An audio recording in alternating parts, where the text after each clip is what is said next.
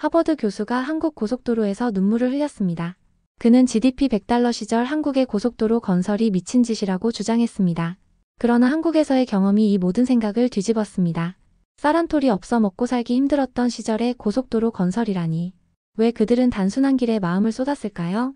무엇이 세계 최고 석학의 교과서를 찢어버릴 만큼 강렬한 경험이 되었을까요? 그렇다면 우리가 매일 밟고 다니는 이 길에는 어떤 이야기가 숨겨져 있을까요? 여러분이 경험한 고속도로를 댓글로 공유해주세요. 저는 하버드 대학교에서 도시계획학을 가르치는 조너선 리드입니다. 오늘도 여느 때와 같이 강의실에 들어서며 학생들의 얼굴을 살폈습니다. 지난 20년간 이 자리에서 도시의 혈관이라 할 수 있는 도로 시스템에 관해 가르쳐왔죠. 그런데 오늘은 조금 특별한 주제가 준비되어 있었습니다. 여러분, 오늘은 전 세계 고속도로 발전 사례를 살펴볼 건데요. 특히 아시아 국가들의 급속한 인프라 구축에 대해 이야기해보려 합니다. 슬라이드를 넘기자 한국의 1960년대 흑백 사진이 나타났습니다. 황폐한 땅, 초가집, 그리고 맨발로 걷는 아이들의 모습이 강의실을 채웠습니다. 이 나라의 1960년대 1인당 GDP가 얼마였을 것 같나요? 한 학생이 손을 들었습니다. 1000달러 정도일까요? 아니요. 고작 100달러였습니다. 미국의 50분의 1 수준이었죠. 학생들의 놀란 표정이 역력했습니다. 다음 슬라이드로 넘어가자 같은 시기 한국에서 계획 중이던 고속도로 청사진이 나타났습니다. 믿기 힘들겠지만 이 나라는 전쟁의 폐허 속에서 고속도로 건설을 시작했습니다. 당시 세계은행은 이 계획을 보고 미친 짓이라며 융자를 거절했습니다. 저라도 그랬을 겁니다. 폐허 위에 아스팔트를 깔겠다는 발상이었으니까요. 강의실에 웃음이 퍼졌습니다. 저도 함께 웃었지만 그 웃음 속에는 합리적인 선진국, 도시계획가로서의 우월감이 묻어 있었음을 부정할 수 없습니다. 강의가 끝나고 연구실로 돌아오는 길, 한국에서 온 교환 교수 현수 교수가 저를 불러 세웠습니다. 현수는 항상 조용하고 예의 바른 사람이었지만 오늘은 그의 눈빛이 달랐습니다.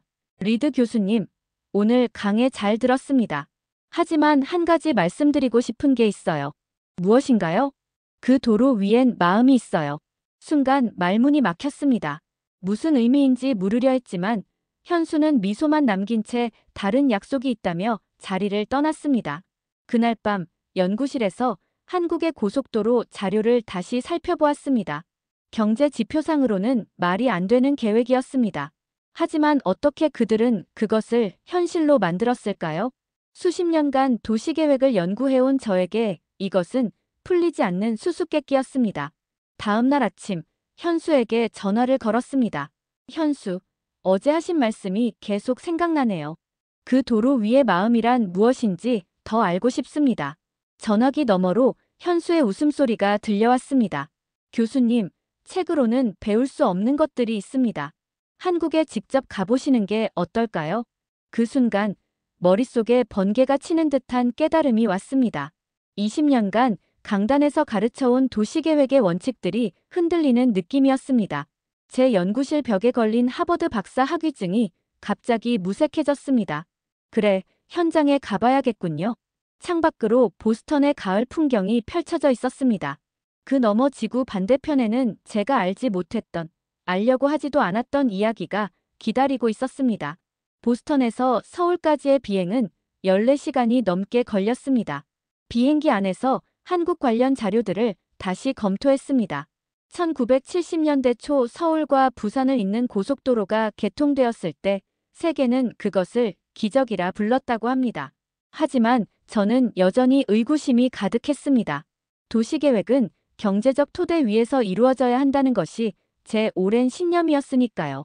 인천국제공항에 도착했을 때 첫 번째 놀라움이 저를 기다리고 있었습니다. 깨끗하고 정돈된 공항은 제가 상상했던 개발도상국의 모습과는 거리가 멀었습니다. 입국장을 빠져나와 공항철도를 탔습니다.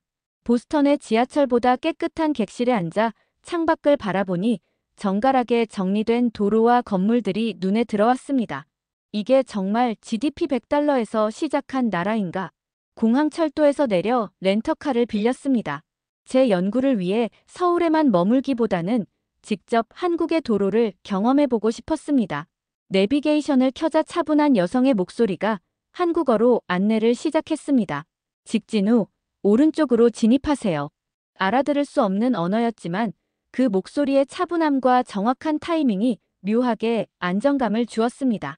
서울 외곽 순환도로에 진입하자 정연하게 움직이는 차량들과 깔끔하게 정비된 도로 표지판들이 눈에 들어왔습니다. 미국의 고속도로보다 깨끗하네. 솔직히 말해 당혹스러웠습니다. 제가 가지고 있던 선입견과 현실 사이의 간극이 너무 컸기 때문입니다. 도로변에는 꽃과 나무들이 심어져 있었고 쓰레기 하나 보이지 않았습니다. 이것은 단순한 경제 발전 이상의 무언가를 암시하고 있었습니다. 몇 시간을 달려 충북 진천의 작은 마을에 도착했습니다. 이곳에 예약해둔 한옥 민박이 있었습니다. 현수가 추천한 곳으로 진짜 한국을 만나고 싶다면 이곳이 좋을 것이라고 했습니다. 민박집은 고속도로에서 멀지 않은 곳에 자리 잡고 있었습니다. 낮은 담장과 기와 지붕이 인상적인 한옥이었습니다. 문을 열자 이른이 넘어 보이는 할머니가 환한 미소로 저를 맞이했습니다. 어서 오세요, 교수님. 현수 선생님께 연락받았어요. 멀리서 오느라 고생하셨죠? 놀랍게도 할머니는 서툴지만 영어로 저를 맞이했습니다. 짐을 방에 풀고 마당으로 나오니 할머니가 따뜻한 차와 함께 작은 다과를 준비해 놓으셨습니다. 이 집은 언제부터 여기 있었나요? 호기심에 물었습니다. 50년도 더 됐어요. 저기 고속도로 생길 때부터요. 할머니의 말에 귀가 쫑긋해졌습니다. 고속도로가 생길 때요? 네, 그때 저는 도로공사 인부들에게 밥을 팔았어요. 매일 수백 명이 와서 먹고 갔죠. 할머니의 주름진 얼굴에 옛 기억이 스쳐 지나가는 듯 했습니다. 마당에서 바라본 하늘은 맑고 푸르렀습니다. 멀리서 고속도로를 달리는 차들의 소리가 희미하게 들려왔습니다. 그 소리는 마치 시간을 거슬러 올라가는 초대장 같았습니다. 밤이 깊어가는 동안 저는 노트북을 펼쳐 오늘의 경험을 기록했습니다. 창밖으로 별이 총총한 하늘 아래 50년 전 이곳에서 무슨 일이 있었던 것인지 궁금증이 커져갔습니다. 현수의 말이 다시 귓가에 맴돌았습니다. 그 도로 위엔 마음이 있어요.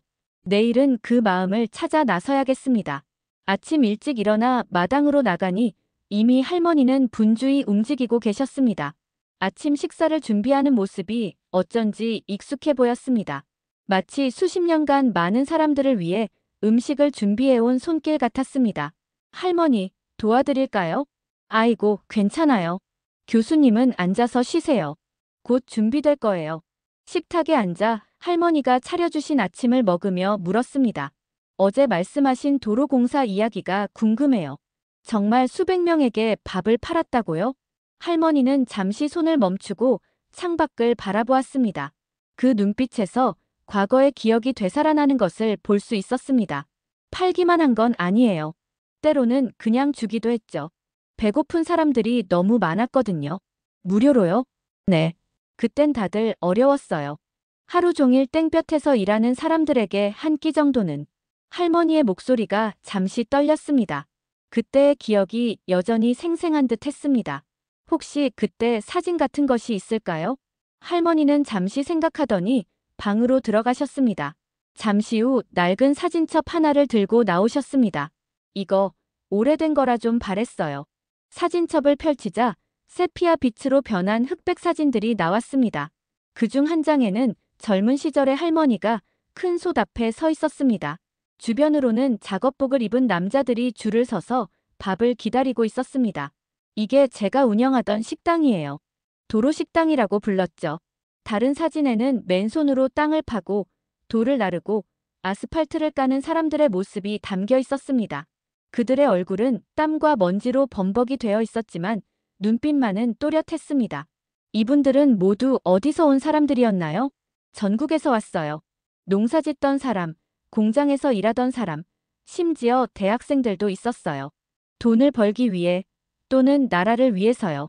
할머니의 말에 의아했습니다. 나라를 위해서요? 그때는 그랬어요. 도로가 생기면 나라가 산다고 믿었거든요. 어떤 사람들은 월급보다 그 믿음으로 일했어요. 사진을 넘기다 한 장의 사진에서 멈췄습니다. 완공된 도로 위에서 환하게 웃고 있는 사람들의 모습이었습니다. 그들의 얼굴에는 피로보다 자부심이 더 크게 묻어났습니다. 이 사람들 모두 실제로 도로를 만든 분들인가요? 네, 다들 이름이 있는 사람들이에요. 여기 김상철 씨는 돌을 나르는 일을 했고, 이박중호 씨는 측량 기술자였어요. 이 사람은 이장님이었는데 마을 사람들을 모아 무료로 일손을 보탰죠. 할머니는 사진 속 인물들을 하나하나 소개해 주셨습니다. 그들은 더 이상 통계 속 숫자가 아니라 이름과 얼굴을 가진 실존 인물이 되었습니다. 할머니는 왜 이들에게 밥을 지어주셨나요? 돈을 많이 벌기 위해서였나요? 할머니는 잠시 생각하더니 고개를 저었습니다. 처음엔 그랬을지도 몰라요. 하지만 이 사람들이 매일 새벽부터 해가 질 때까지 일하는 모습을 보면서 마음이 달라졌어요. 그들이 만드는 건 단순한 도로가 아니었거든요. 그럼 무엇이었나요? 미래였어요. 우리 아이들이 걸어갈 길이었죠. 할머니의 말에 가슴이 묘하게 뭉클해졌습니다. 하버드에서 20년간 도시계획을 가르치면서 도로를 단순히 인프라로만 생각했던 제 자신이 부끄러워졌습니다. 그런데 교수님, 왜 이런 오래된 이야기에 관심이 있으신가요? 사실, 저도 정확히 모르겠습니다. 하지만 현수 교수가 도로 위에 마음이 있다고 했을 때부터 뭔가 찾고 있는 것 같아요. 할머니는 미소를 지으며 말했습니다. 그럼 내일은 도로 순찰대를 만나보는 건 어떨까요? 제 조카가 거기서 일하거든요. 정말요? 그렇게 해주시면 감사하겠습니다. 사진첩을 다시 넘기며 50년 전 한국의 도로가 단순한 아스팔트와 콘크리트의 결합이 아니었음을 깨닫기 시작했습니다. 그것은 사람들의 손과 땀, 그리고 희망으로 만들어진 것이었습니다. 다음 날 아침, 할머니의 소개로 고속도로 순찰대원인 김태현 씨를 만났습니다. 그는 할머니의 조카로 20년 넘게 이 일을 해왔다고 합니다.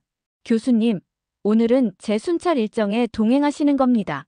평소와 다름없이 진행할 테니 편하게 지켜봐 주세요. 태연 씨의 순찰차에 올라탔습니다.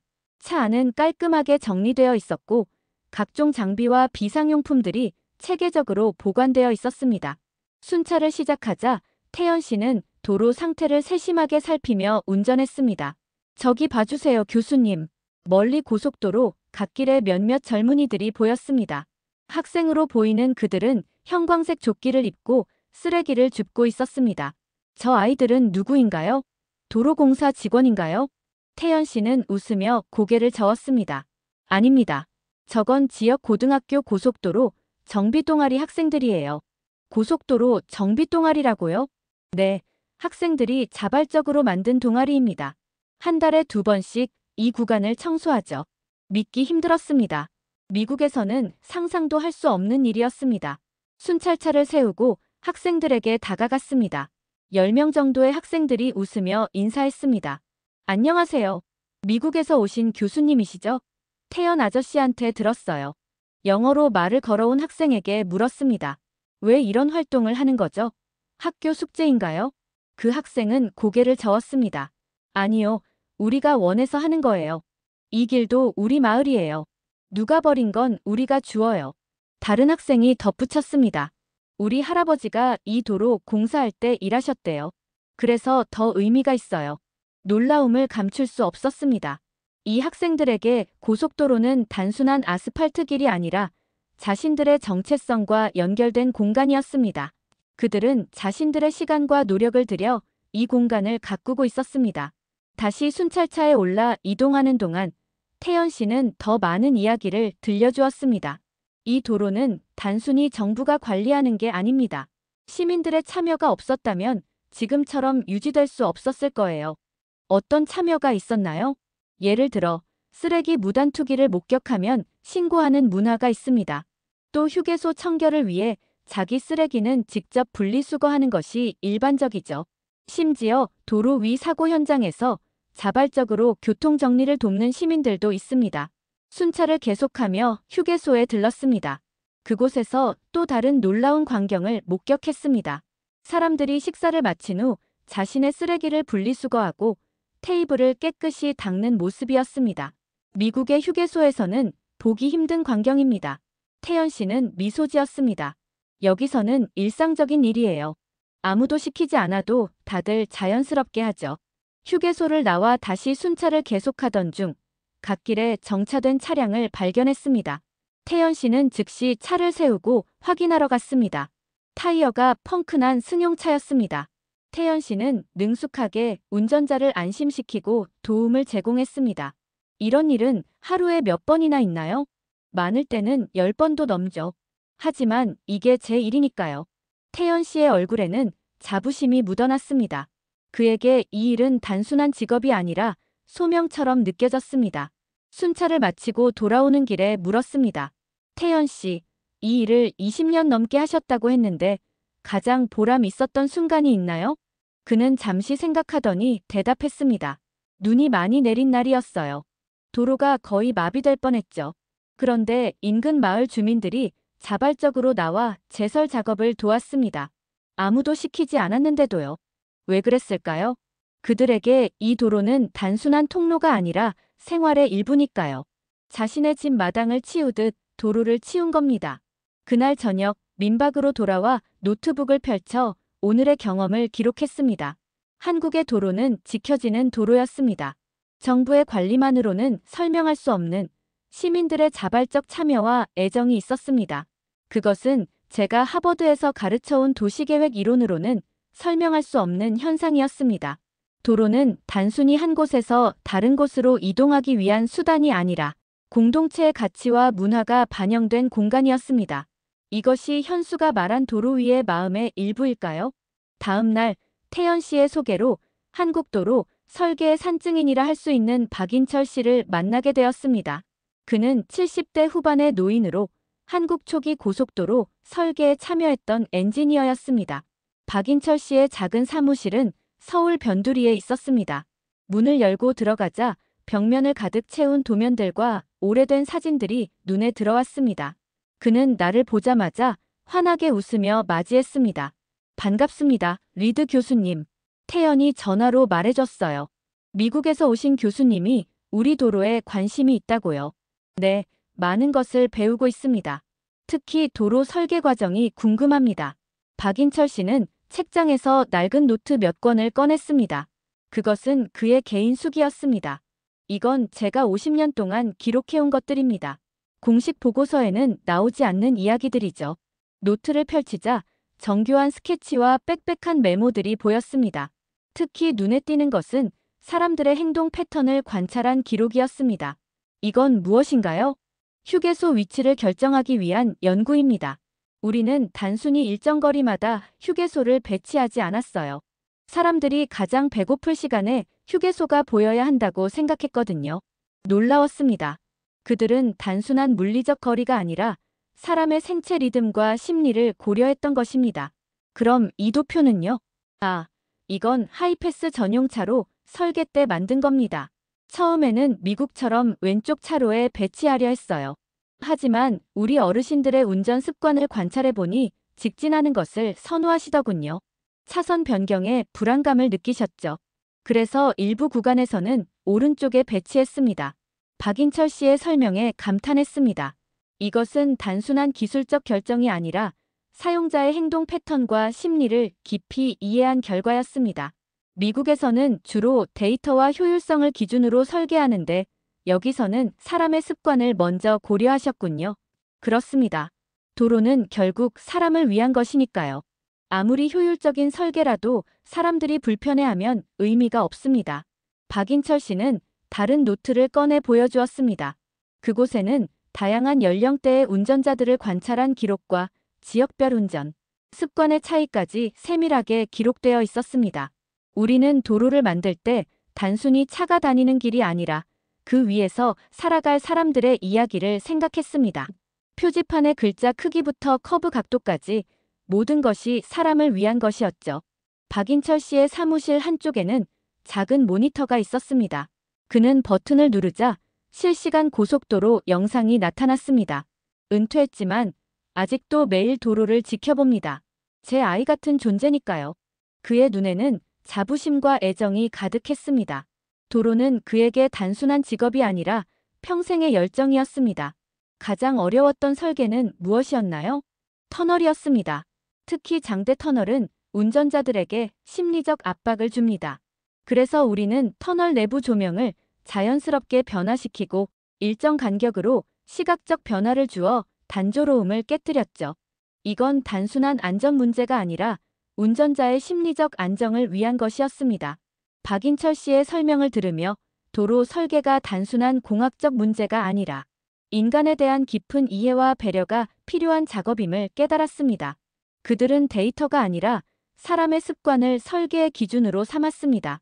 리드 교수님, 도로는 단순한 아스팔트와 콘크리트의 조합이 아닙니다. 그것은 사람들의 삶과 문화, 그리고 미래를 연결하는 매개체입니다. 우리는 그저 길을 만든 것이 아니라 사람들이 걸어갈 미래를 설계한 것이죠. 그의 말에 깊은 감동을 받았습니다. 20년간 하버드에서 가르쳐온 도시계획의 원칙들이 새롭게 보이기 시작했습니다.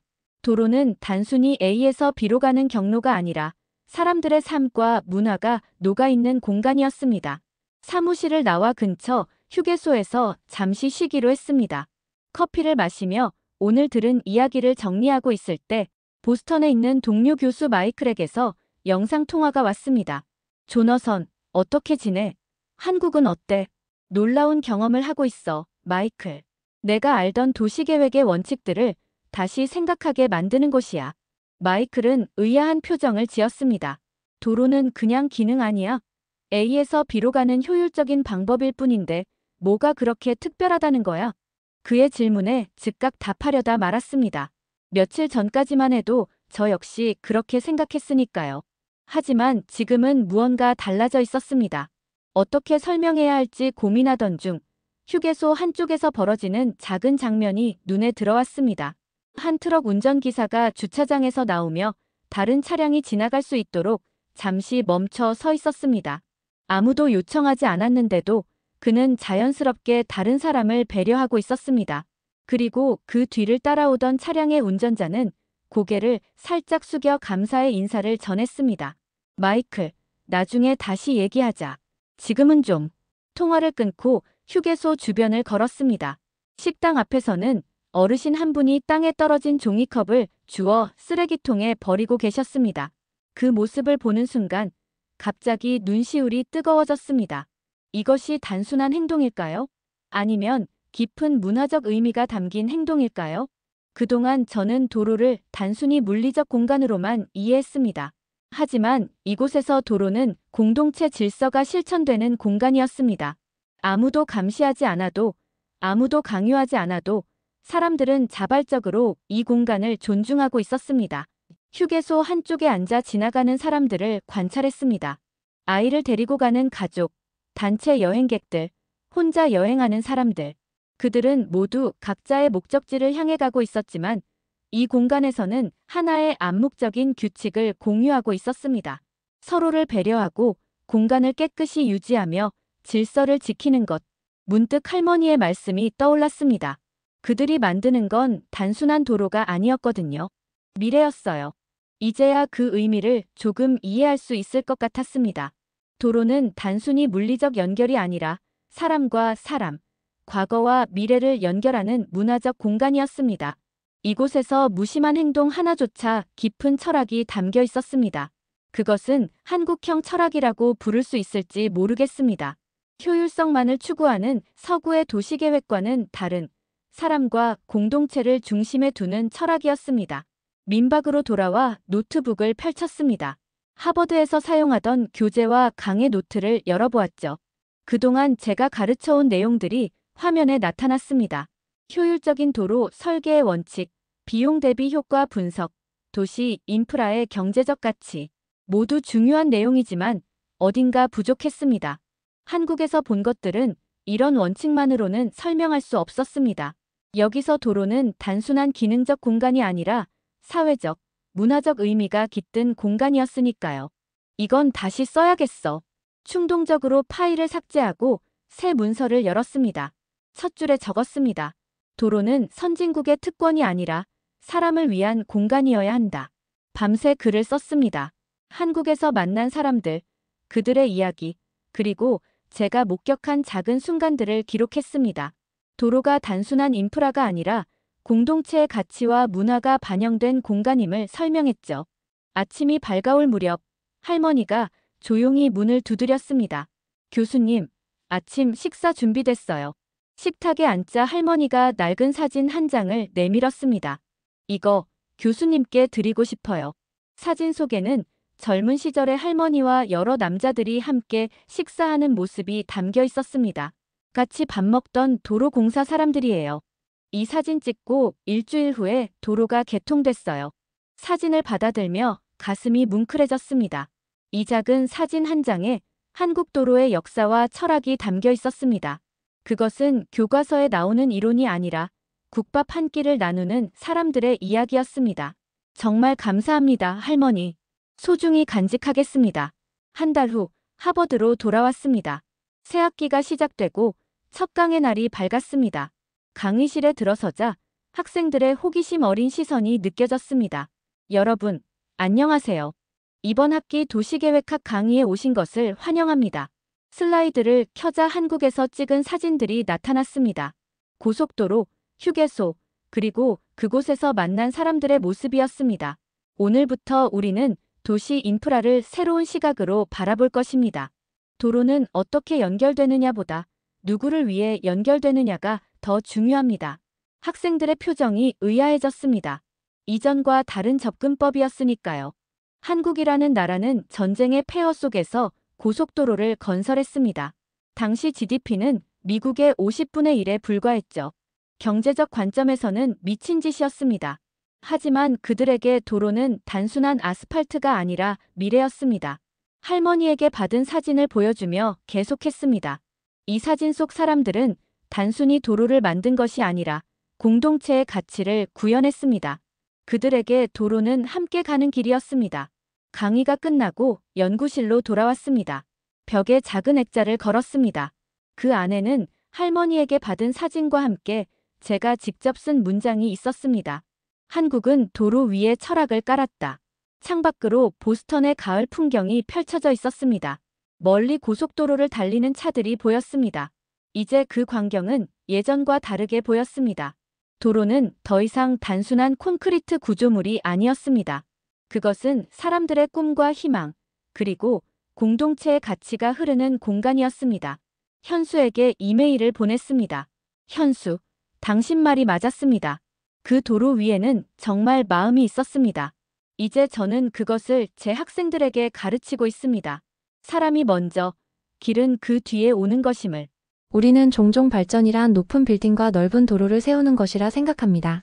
하지만 조너선 교수의 여정이 보여주듯 진정한 발전은 그 위에 사람의 마음을 새기는 일이었습니다.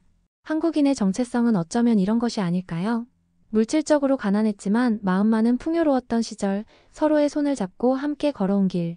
그 길 위에 우리는 국밥 한 그릇의 온기와 낯선 이에게 건네는 미소, 그리고 공동체를 위한 작은 배려를 새겨왔습니다.